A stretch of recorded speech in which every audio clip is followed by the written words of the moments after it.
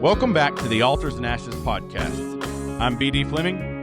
I'm Austin Tucker. And I'm Robbie Stringer.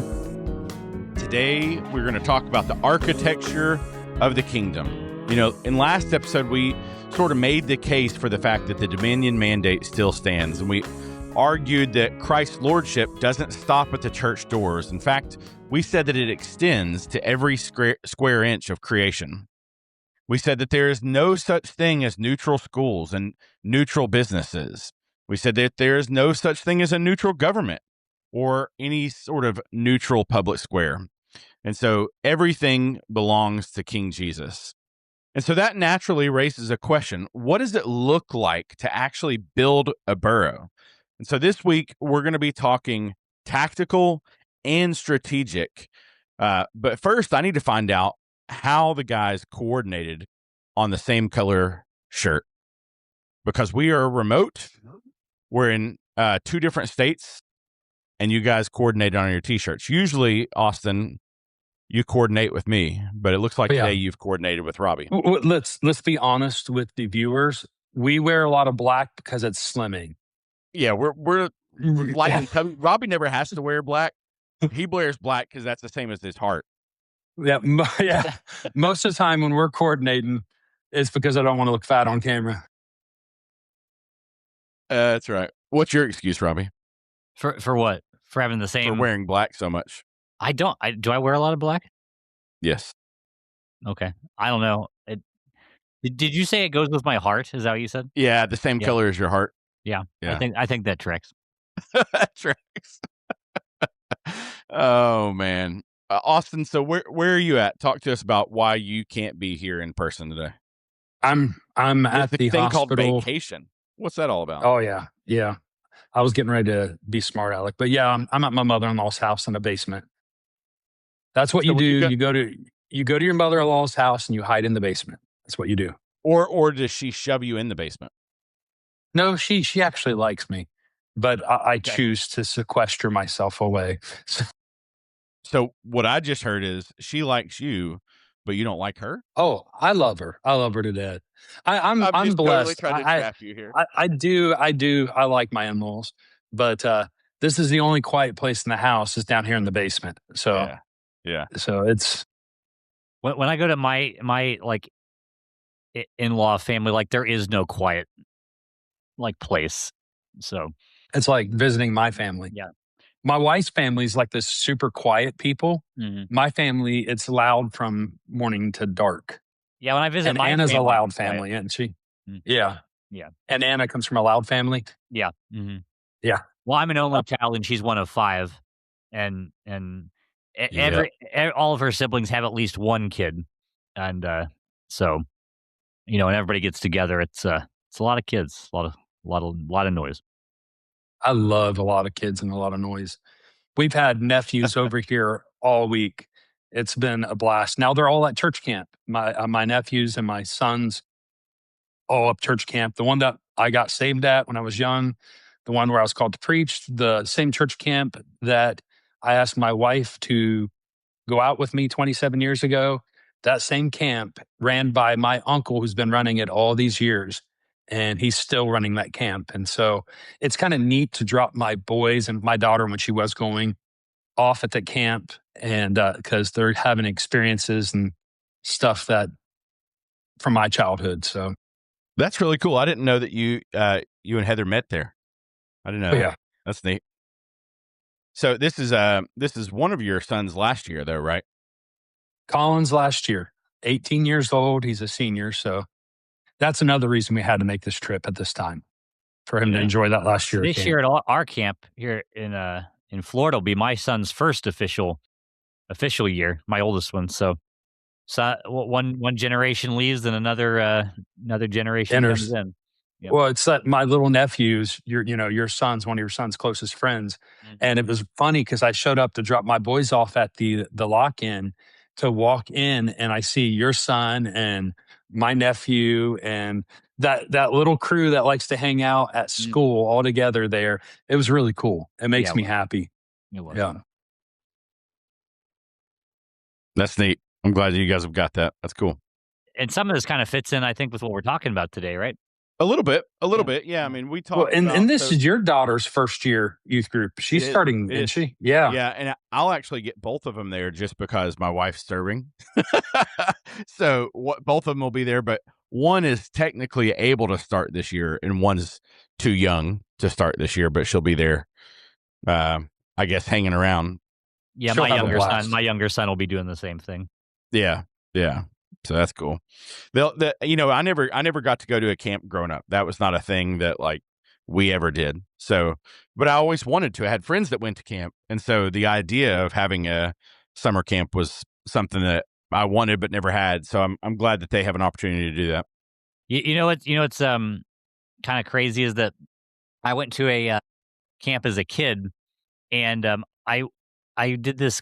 I my team won this game, and one of us got to take the head of the camp director, and got to decorate him with food, put like whipped cream all over him and all this crazy stuff. Yeah. Uh, that years later, he ended up becoming one of my college professors. It was Dr. Brown. Ooh, Dr. Brown. really? Yes, yeah. He was a camp director, and I ended up taking the class later on of Christian camping by him, a guy who led the camp when I was a kid.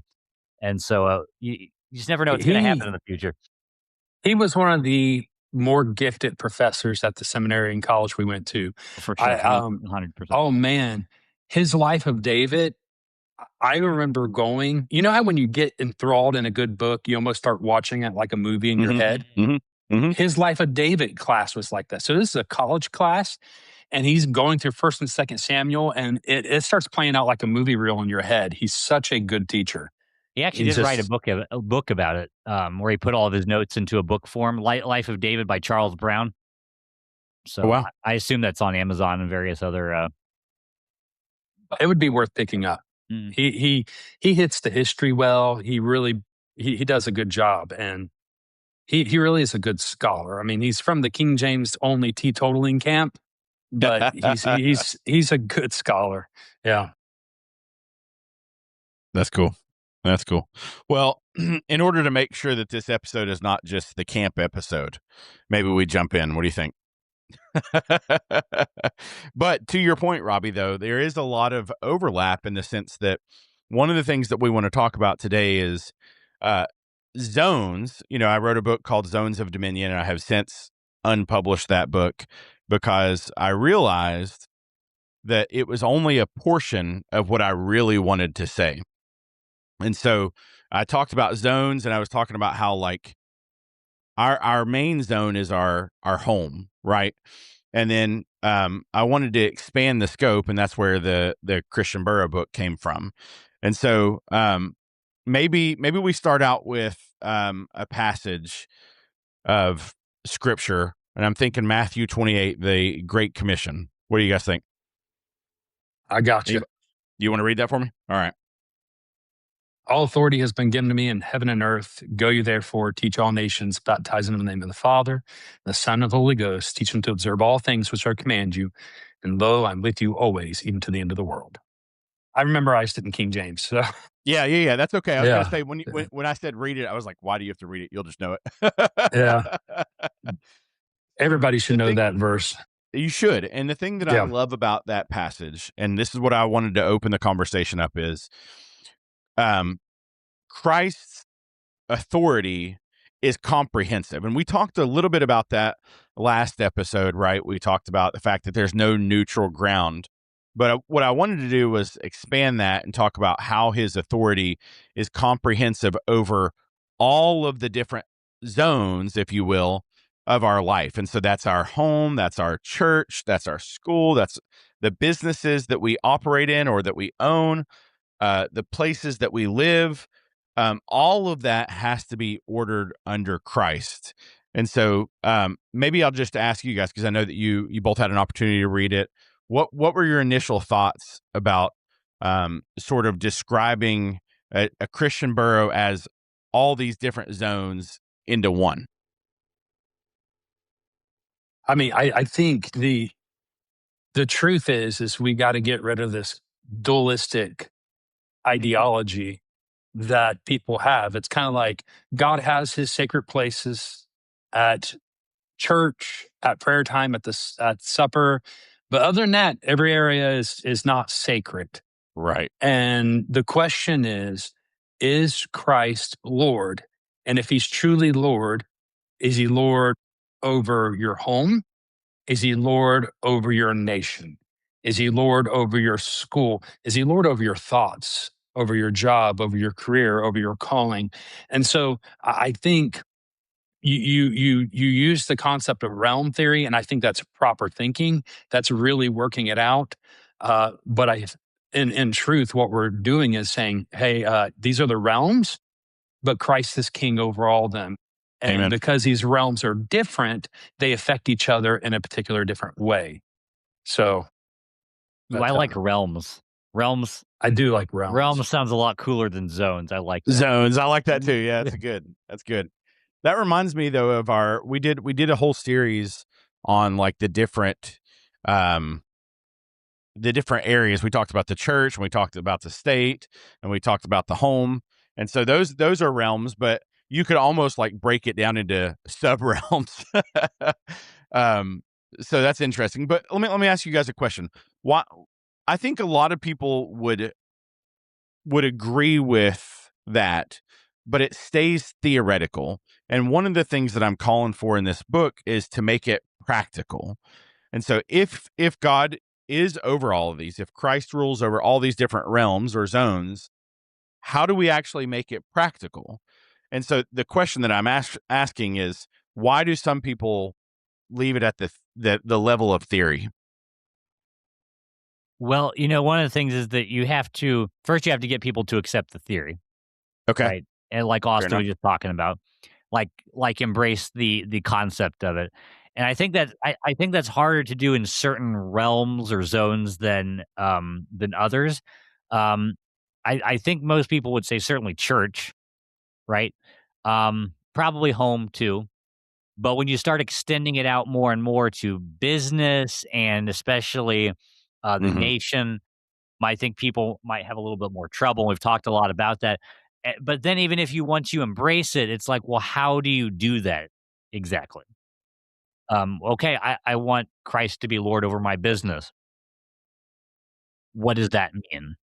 Um, What does that look like? yeah, Mm-hmm. exactly. And especially when it comes to forming boroughs, you're talking about linking different households, but also businesses and things like that. And so I think the how to would be a lot where what would be the reason a lot of people stop there is because they just don't know how to do that. What would be the next steps once you accept the idea?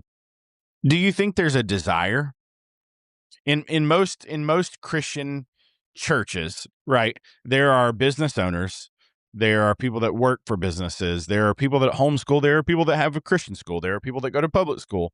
Like, is there a desire? My theory is that there is. That's why it's worth writing a book. But what do you guys think? I mean, in the areas that you've been in, Austin, you're in a different state right now. Uh, you guys have been in different areas. I've lived in two different states, other than where we're at right now. What do you guys think? Is there a desire to have boroughs? Do people talk about that? Do people care about it? What do you guys think? I think not to if you're listening and you didn't listen to the last podcast, you need to go back and listen to the last podcast because this all hinges on the fact that there's no such thing as neutral government. There's no such thing as neutral education. Neutrality is a myth, and I'm not going to re go down that road. And what I would say is that I think Christians who love Jesus generally, if they truly love Christ and have the Holy Spirit in them, they want to see Christ as king. They want to see him serve.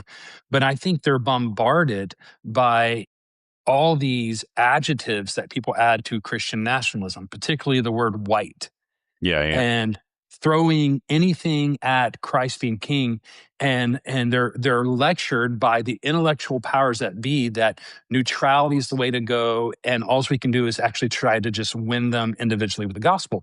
And they act like we don't think that. We think you still have to win them individually by the gospel, but we also think we have a duty to be involved in the life of our culture and our society to seek just like God commanded the Israelites when they went into captivity into Mhm. Babylon, seek the welfare of your city.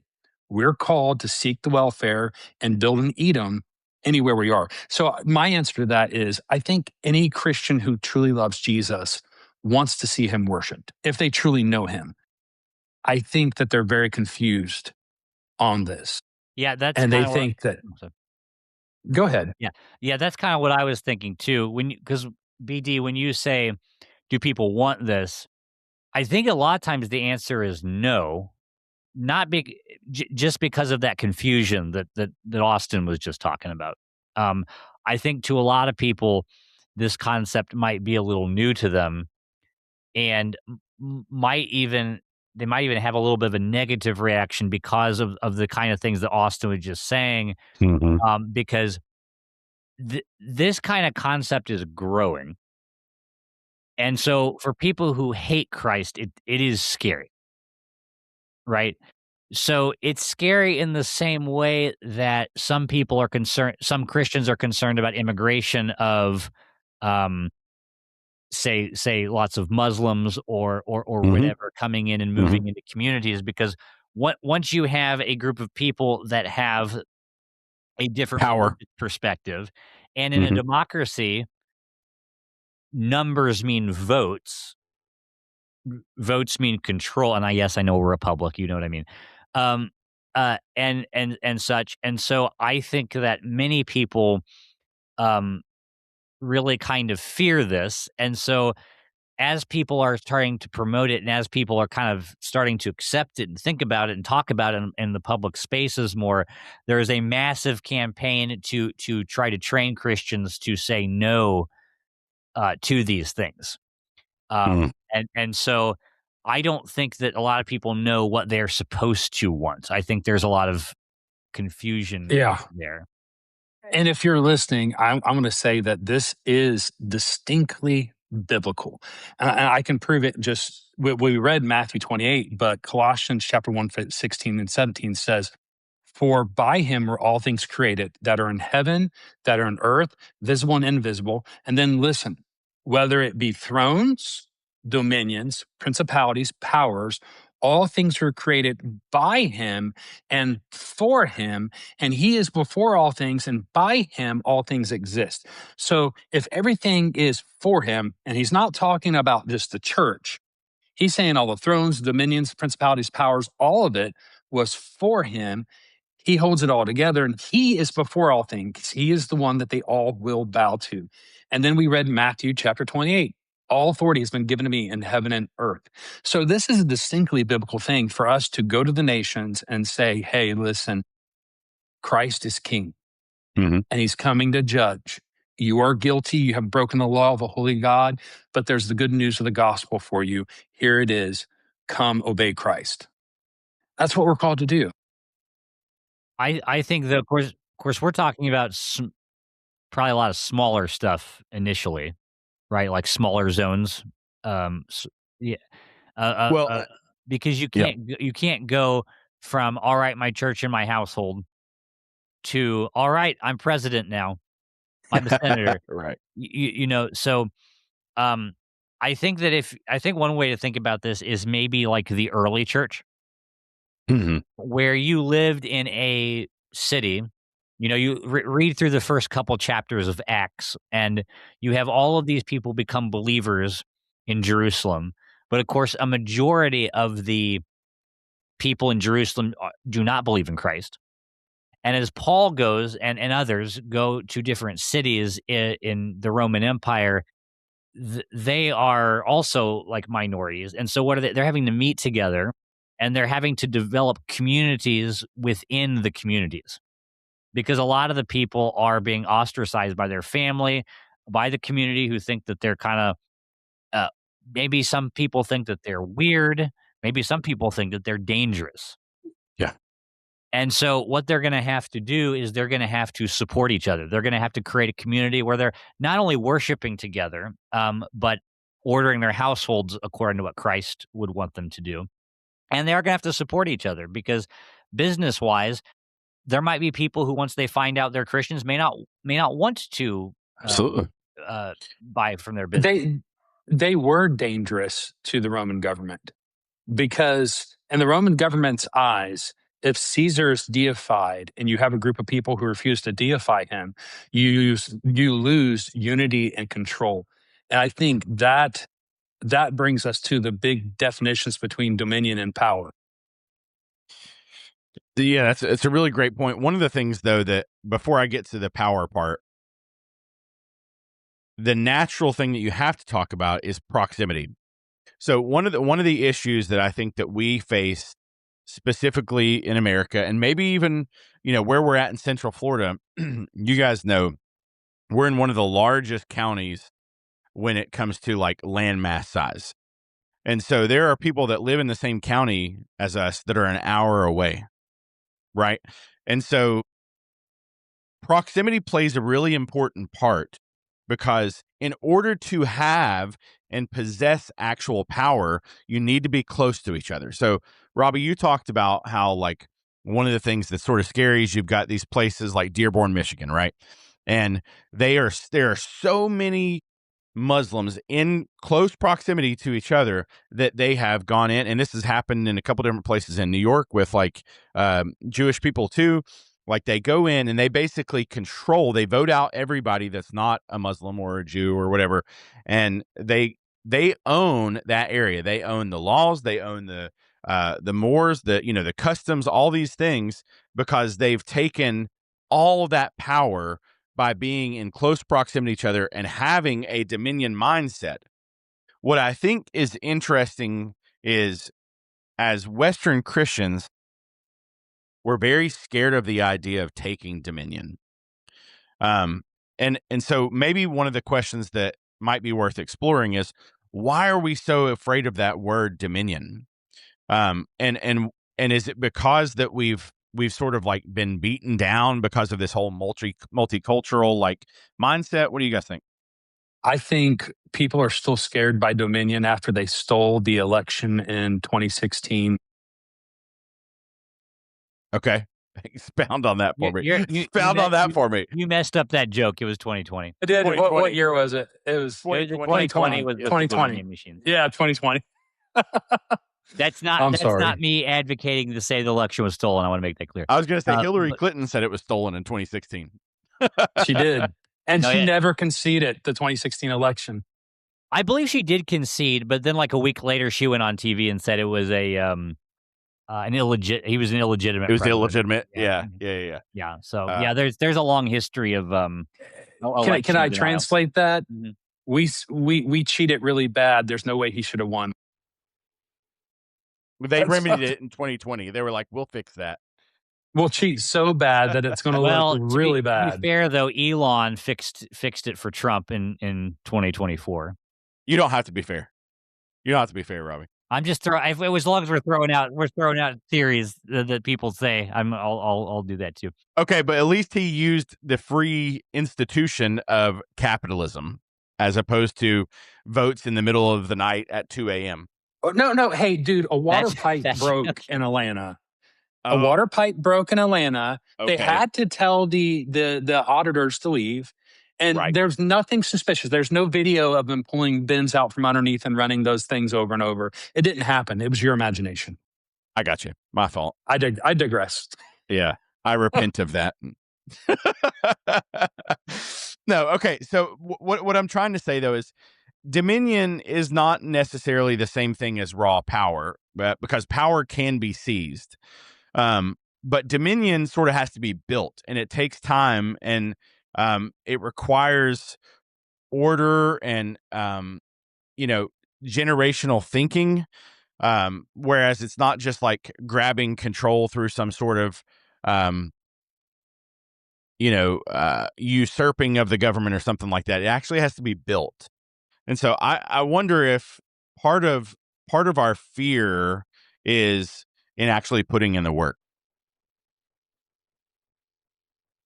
But I'm open to hear other thoughts there, because you think it's like laziness. Is that what you mean? Not necessarily laziness. I know it kind of came across that way, but almost like fear of looking like you're, if you start to go down this path. Let me just say it this way: if you start to go down the path of building a Christian borough and you start having 3 or 4 Christian businesses and, 10 or 15 families who are covenantal in the way that they think and the way that they interact with each other, you're going to be ostracized and you're going to be told that you're a hate monger. And the reason I'm saying that is because that is a uniquely Christian thing. Because from the cultural zeitgeist anyway, from the hegemonic powers are against Christianity right now.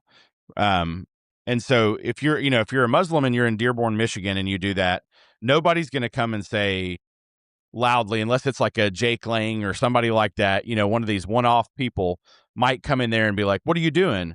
But Fox News isn't going to go there. CNN's not going to go there. And if they do, it will be a, sort of a back of the book special type thing. Whereas if you are, there's a community in Tennessee right now called the Ridge Runner community, and I write about it in the book. And they're trying to do that. And they're close enough to Nashville that they have people from Nashville always going down there, causing trouble, writing about them. They have one newspaper columnist who is like, his whole life's mission is to destroy them. And he's always writing about them. You can see it on X. This is a Christian community?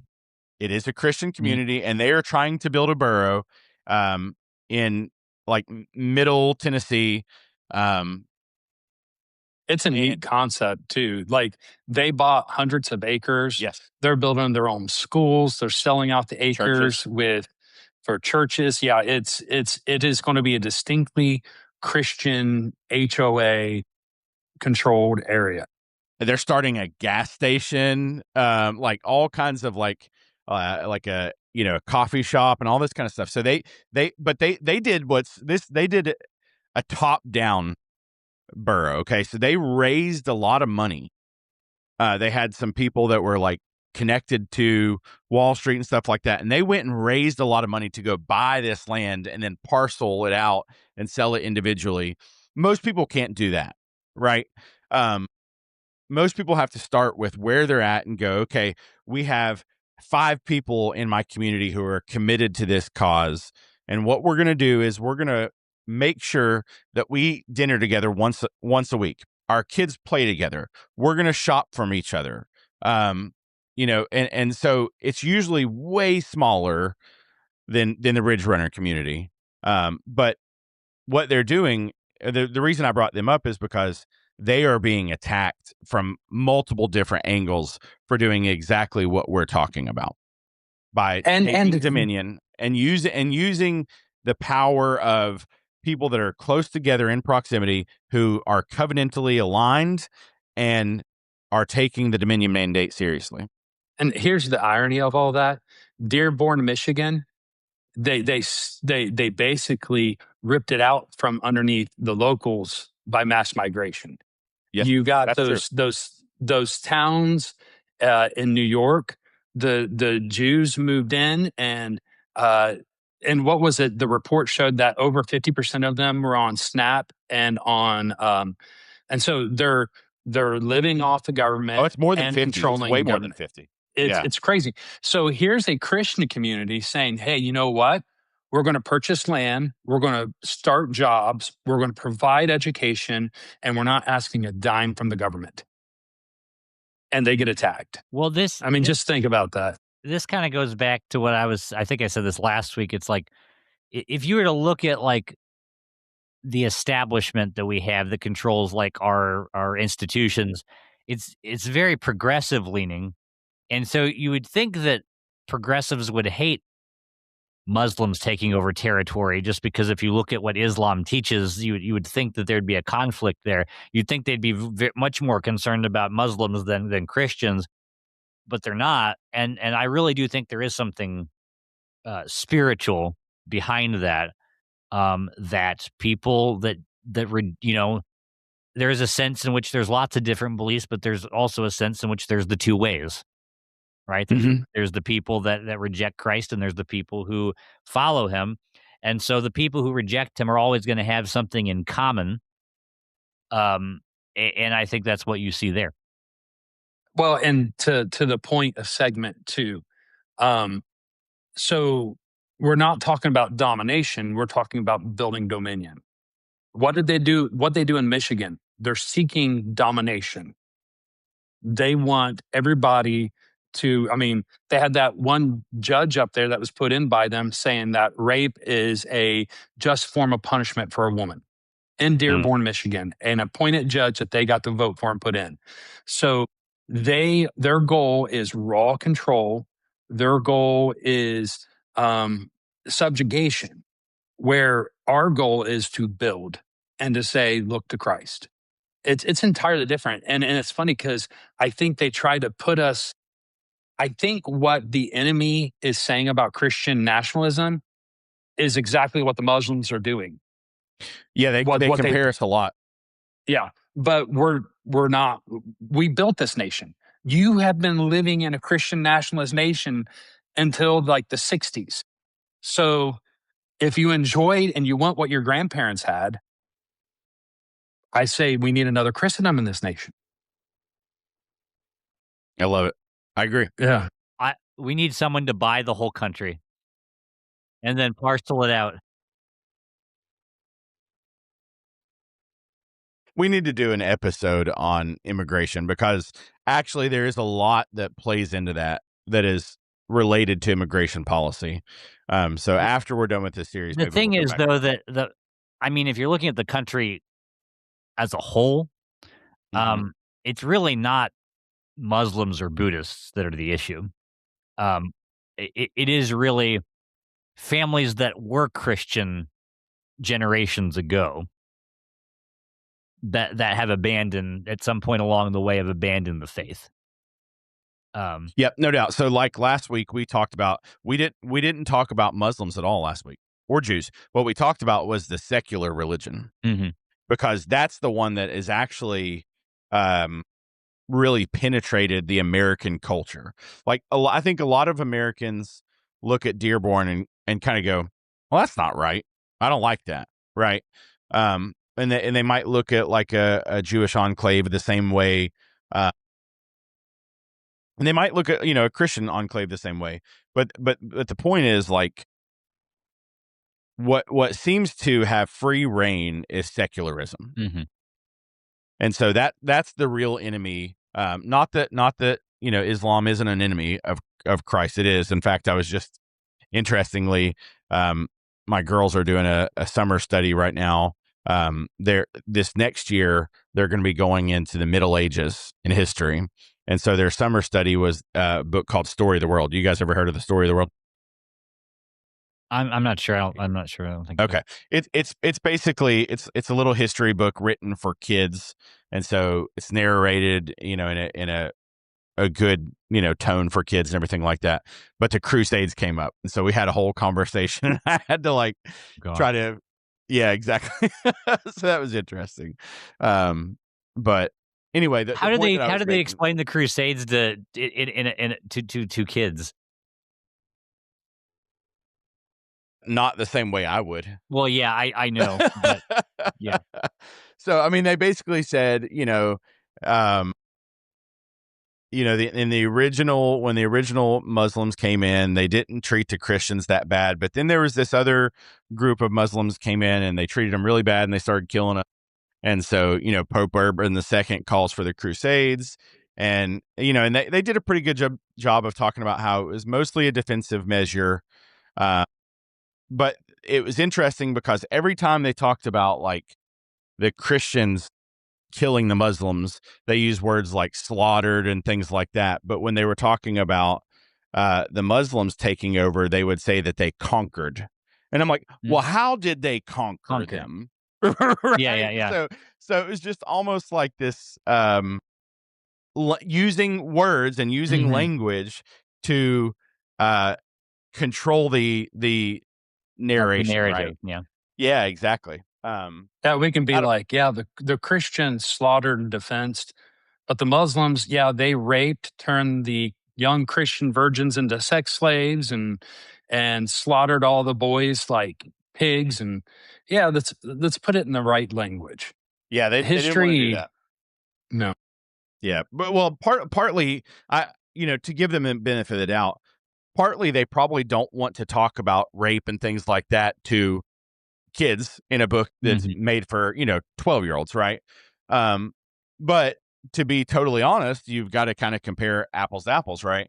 Um, Well, so I we'll move yeah, on yeah, from the yeah. Crusades part, but I will plug if you have not studied the Crusades and all you remember learning about the Crusades is from your public school education, go read some of Raymond Ibrahim's books. Or the History Start Channel. with or the History Channel. Yep. Raymond Ibrahim had one that like got me down that to start learning more about it was called The Defenders of the West. That was a really good one. Which is a much better read than his other book, Sword and Scimitar. Yeah, that They're one was hard. both that was hard to read because it's such a bloody book. It's a very straightforward history, where the Defenders of the West is more like, here's the heroes and why they had to do what they did. Right. And it was like Yeah. biographical profiles of those people. And then he just came out with one that I haven't read yet called I think is it Two Swords for Christ? Is that what it's called? I seen it. I Yeah. honestly don't know the name of it. haven't I read haven't picked that one up yet. Anyway, so let's talk about zones. Realms. When realms, sorry. Yes, let's talk about realms. The one that is the most important to me, and Austin, where I stand with household reformation, was the realm of our home. And I think that's probably the most important one for most of our listeners as well. You're in your home every day, right? So let's talk about that. What are some things that we could do to strengthen the realm of our home to make sure that it is solidly um, ensconced and you're doing what you need to do there? Because one of the claims that I make in the book is that you can't really start a borough until you have control of your home. So any thoughts there on that section of the book? There was a great podcast back in the day. There was. There was, what was the name of that? The Household Reformation Yeah, it was only like podcast. 14 episodes, Oh, you but said it great was It solid. podcast. was so much better. But I mean, that was our focus. And I still think it's part of our focus. Uh-huh. Man, dads, grow a pair of gonads and actually open your Bible and read to your children, catechize, pray with your wife. And I'll be honest with you, it's cowardice that keep us from doing it. I wonder how many Mhm. people are Cowardice Googling keeps gonads us. right now. I think that's the clip that Wait. like, Robbie, excuse me. will you define that? Go, yeah, just go Google it.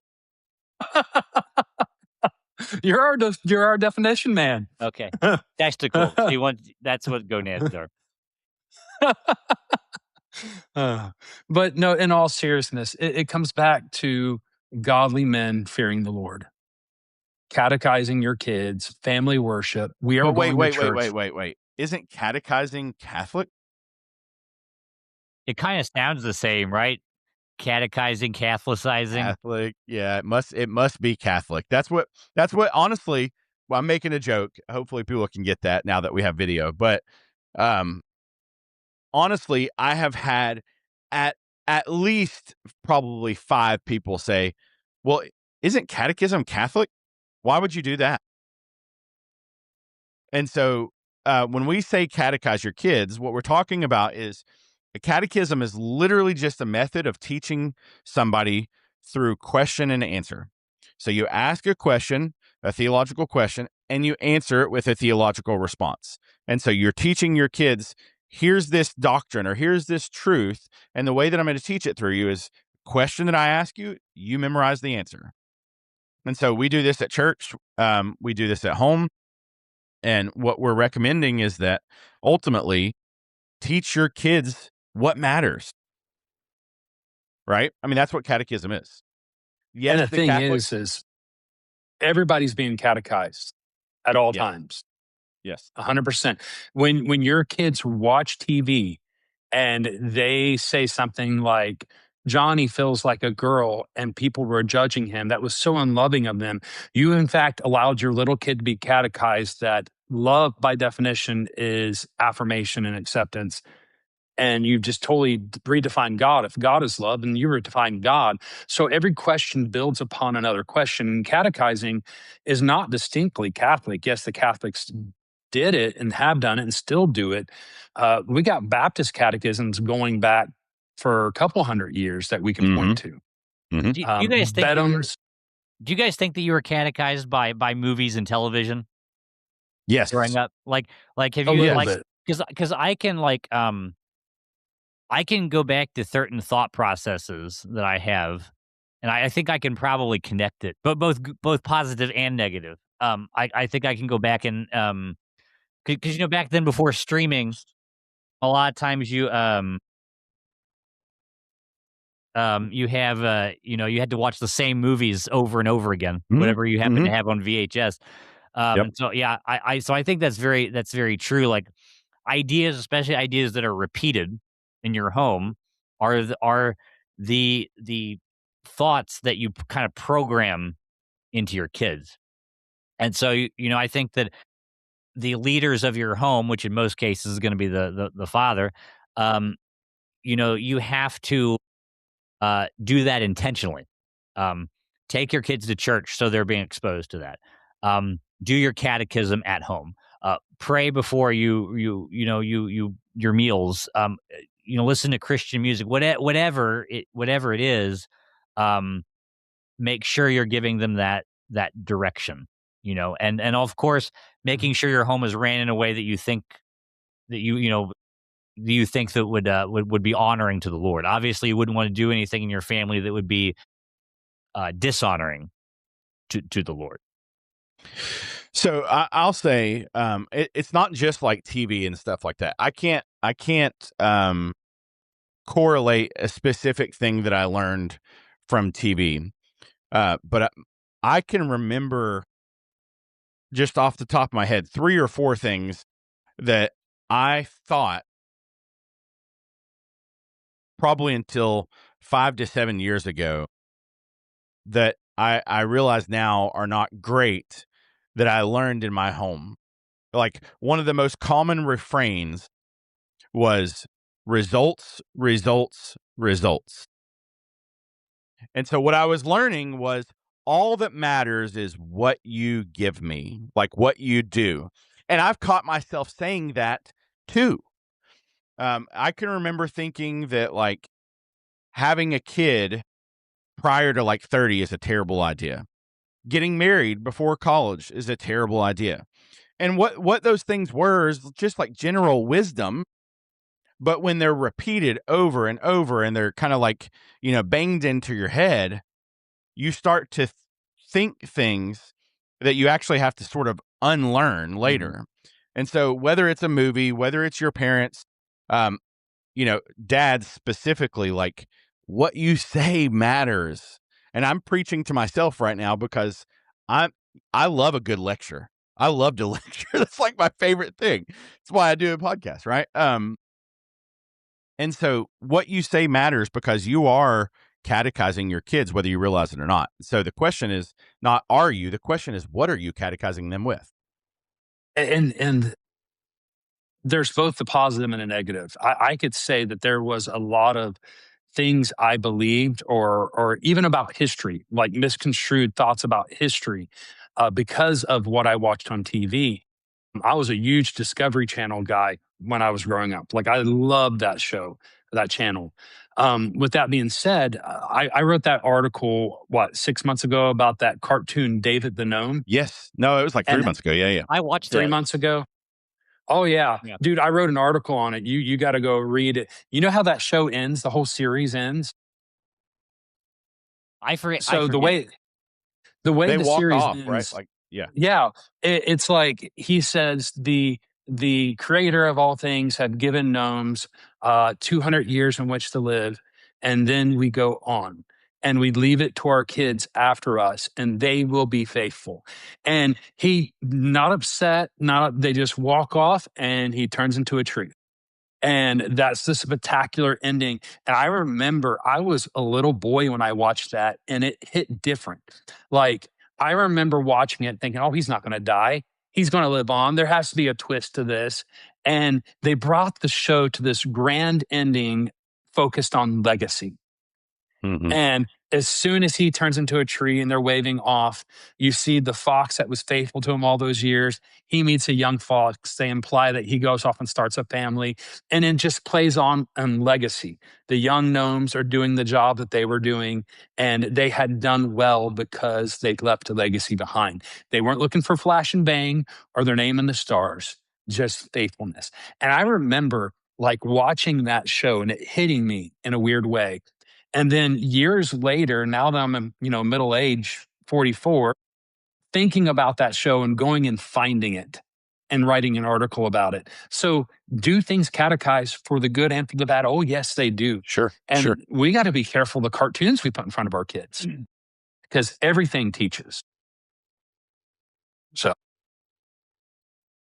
So that's a great example. One of the things that we talk about though is just ensuring um, that you secure each zone. And so what we're talking about right now is securing the first zone being your family, right? Your home. And so that means controlling things like what media comes in and out, right? What you teach your children about work, what you teach them about hospitality, about, stewardship and faithfulness um, and the mission of the household. And so, you know, your kids, if you're doing well, are at church a couple hours a week, right? If you're doing well, but they're at your home the rest of the time. And so what you're doing there matters is all we're saying. I know I've spoke a lot on this section, but you know how much I quote Matthew Henry. Matthew Henry said, religion and the power of it reigning in a family turns your house into a church. Yeah. And so if you're doing it right, they're not getting church 2 to 3 days a week. They're getting church 7 days a week if you're doing it right. Not to an exhaustive state, but to a glorious state. Whether I'm doing economics, buying the groceries, my kids are learning how to do that in an honorable way that glorifies God. Whether I'm making dinner, whether I'm sitting down, or whether I'm weeding the yard, you can teach Christ. Yep. It's good. Robbie, any thoughts there that's in addition to what we're saying? No, I think we can move If on. not, okay, cool. So I think the next section would be talking about a borough. So I I'm going to give this opportunity for you guys to try to define what you think a borough is. Having read so far, through have you read through chapter 6? What have you read through? Yeah, through chapter 6. So what is your idea of a borough at this point? Like if somebody said, Robbie, I want to watch that podcast, but I don't have time. Can you just tell me what a borough is? I'd say no, you have to watch the podcast. No, That good. sounds like a Robbie thing to do. No, I mean, it sounds like um, I think there's a part of the book where it like compares a neighborhood to a borough, Okay. and a neighborhood, like if you live with a bunch of other people around you, you're basically just connected by geography.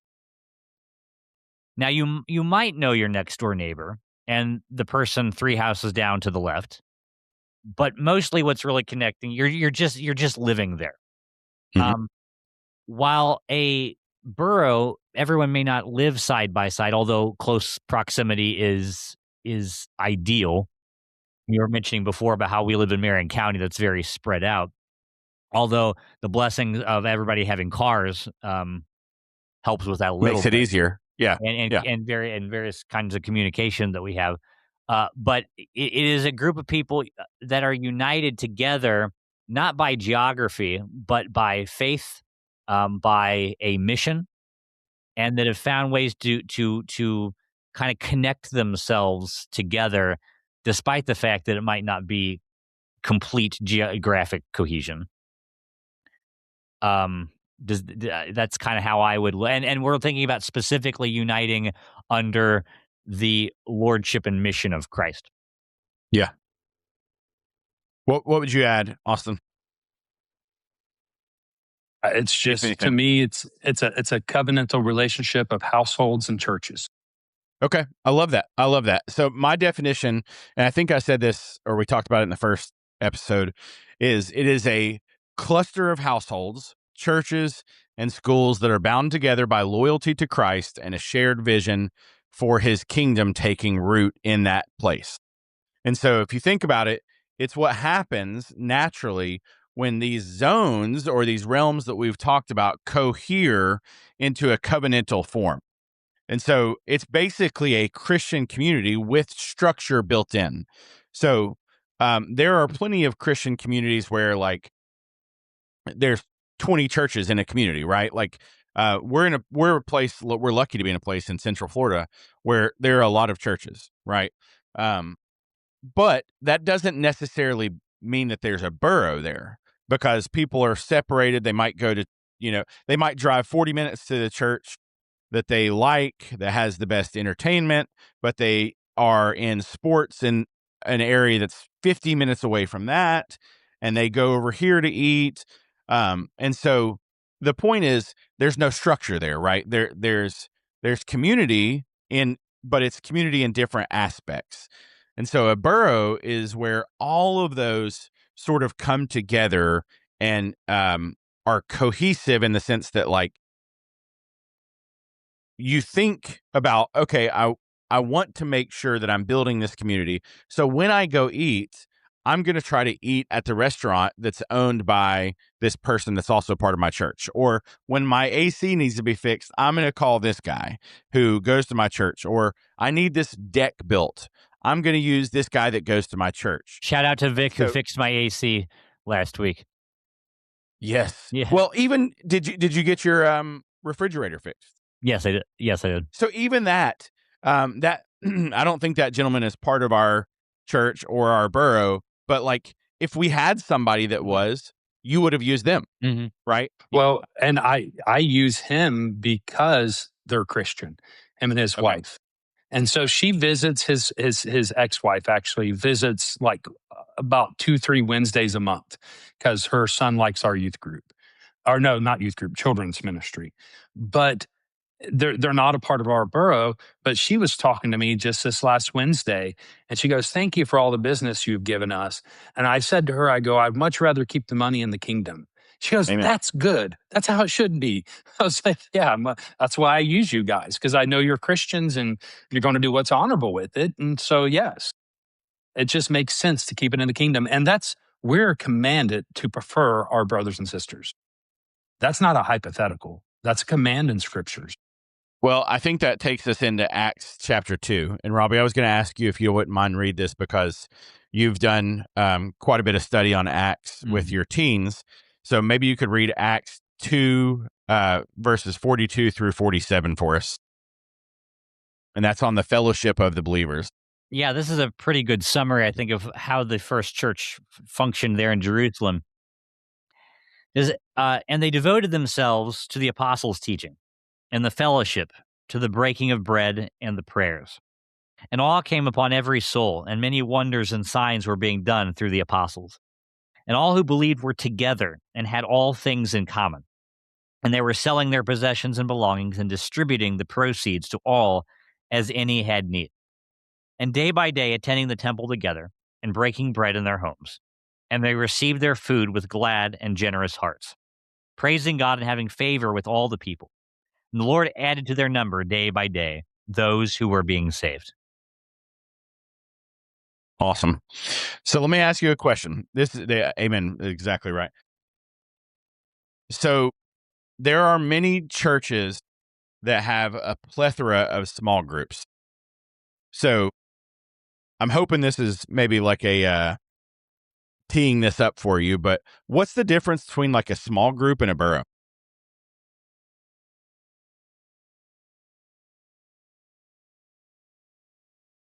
Well, a small group, I think what you're getting at here is a small group, you have people who meet together, but of course they meet together with that one thing, and then they go about their lives a lot of times. I mean, they might join some, they might have some friendships and stuff and other stuff that they they do together, but you're thinking about something that's a lot more comprehensive, I think, in a borough. Yeah, yeah, and something that has structure, like built in, like formalized. It doesn't have to be like a charter per se, although I love the idea of a charter. You guys know me.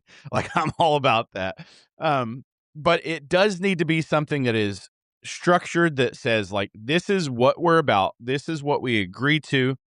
This is what we're trying to build. And so to your point, a small group is great.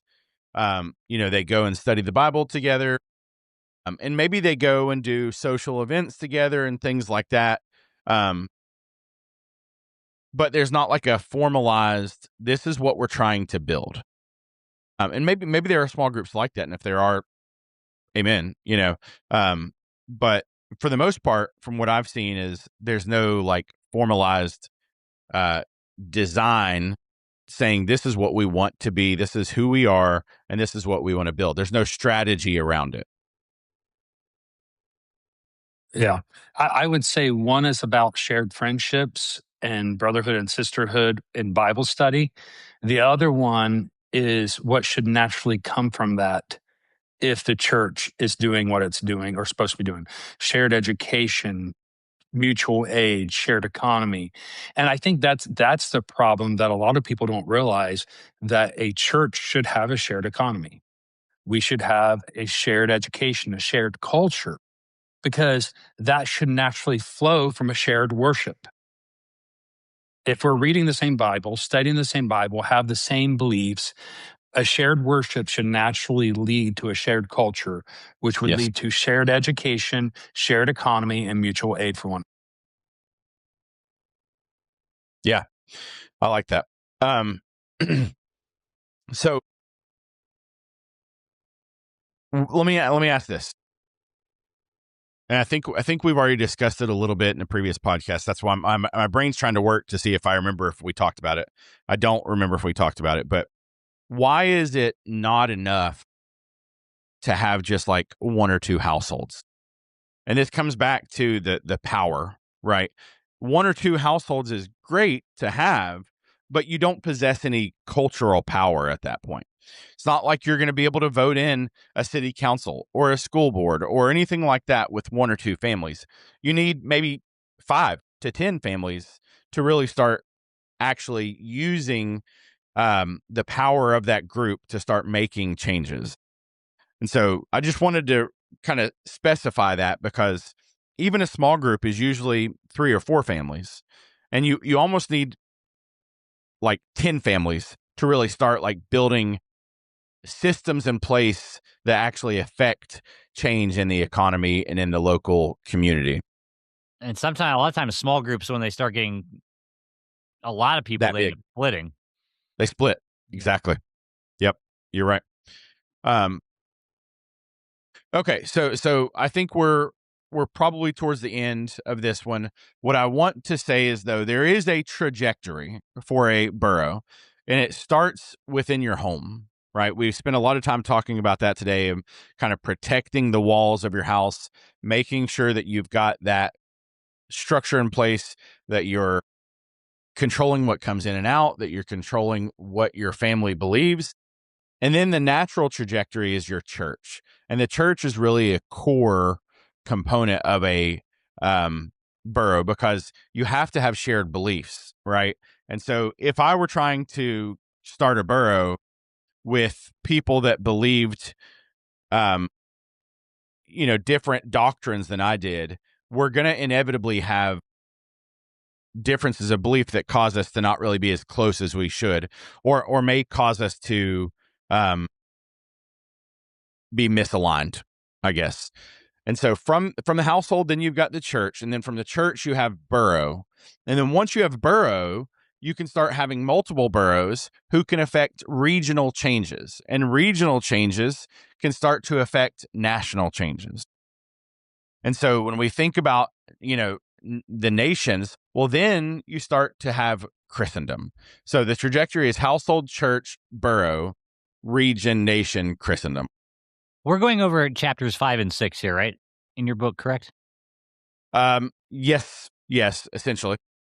Because there's one part of I think it's chapter 6 that I thought was particularly important that I don't think we even touched on. So I like to just mention it Touch on. just real quick.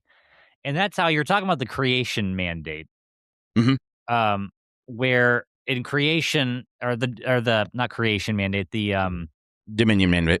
cultural Yeah. mandate, where Mhm. in Genesis, God tells um, Adam and Eve, and therefore like humanity as a whole, to that they have dominion over the earth, right?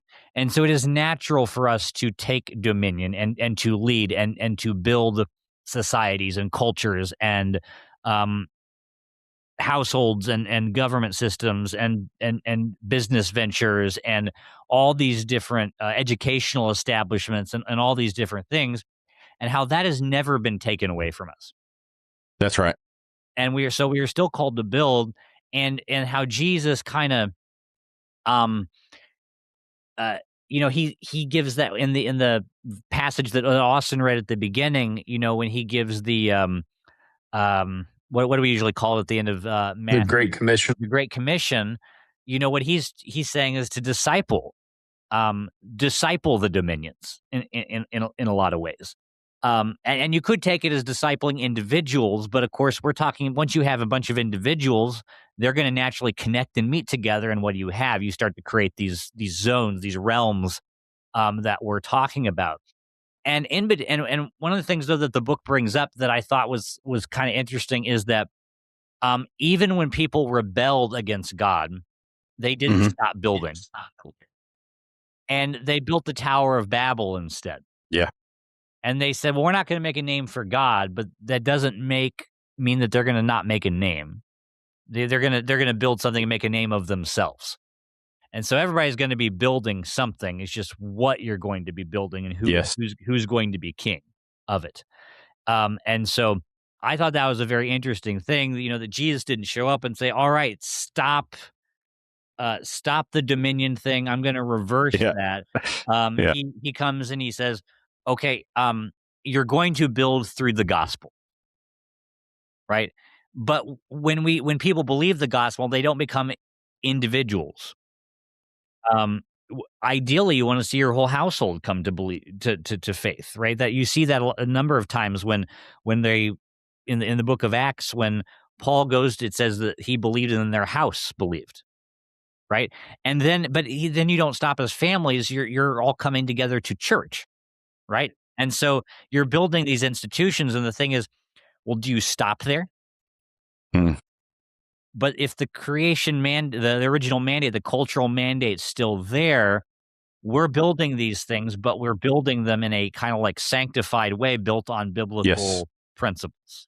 And so Mhm. that's kind of really what we're talking about. We're fulfilling the commands of God through that original mandate of building and having dominion over the earth, but also preaching the name of Christ, that he is Lord over the earth, and it is Amen. ultimately his dominion. We are just kind of the stewards of that. And we live in a world in rebellion against that, that they're trying to steward it for themselves. But we're calling people back to that, to recognize Christ as our King and Lord. Yep. I love that. I love that. That's great. That's a great point to bring back in because everybody's building something. You're either building the kingdom for Netflix or you're building the kingdom for Christ. And And so ideally, the people who run Netflix will become Christians, and will run that platform to the glory of God. yep. Amen. And all the other institutions we have. Well, and I think what Robbie said, I think we can say in another way. Let me put it in more fighting terms. You are building somebody's borough. Yeah. You are building somebody's borough. Is it going to be the world's or is it Christ? Where are you going to spend your money? People go, well, that's too black and white. That's not Christian. Jesus said, whoever is not with me is against me. Matthew chapter 12. Jesus is about drawing lines. It's biblical. Well, we're supposed to reach the world. Yes, but we reach the world as a community. We go out from the church. The church builds borough and community, and we Yeah. go out from there. So Yeah, we're constantly evangelizing. And so we're evangelizing with our words and we're evangelizing with our actions. And so when we say building a borough, we're really talking about evangelizing with our actions and with our hands, right? So I think that's a great way to maybe close this episode out. Next week, we're going to talk about a little bit more about the home. We're going to talk about the church, and then I'm really excited to talk about the Alfred option. So, Robbie, when you read, make sure you read through the chapter called the Alfred option. Is this about Batman's butler? No, this is about King No. Alfred, the better Alfred, Okay. the better Alfred. Well, that does We sound can- more exciting. A We king can instead of talk a about butler. Alfred the butler as well if you'd like. but- Okay. All right, guys. Any closing thoughts? I'll say what I'll say is my closing thought is that dominion is not optional. To capstone what you guys were saying, you're going to be taking dominion for somebody. Who is it for? Anything you add? and the words of your book, built or be built upon. Build or be built upon. That's right. Yep. Yes and amen. All right, Austin, enjoy the rest of your vacation. We'll hold the fort down here. Y'all have fun. or it may not be here when you come back. One of the two. Who knows? All right. See you guys. See ya.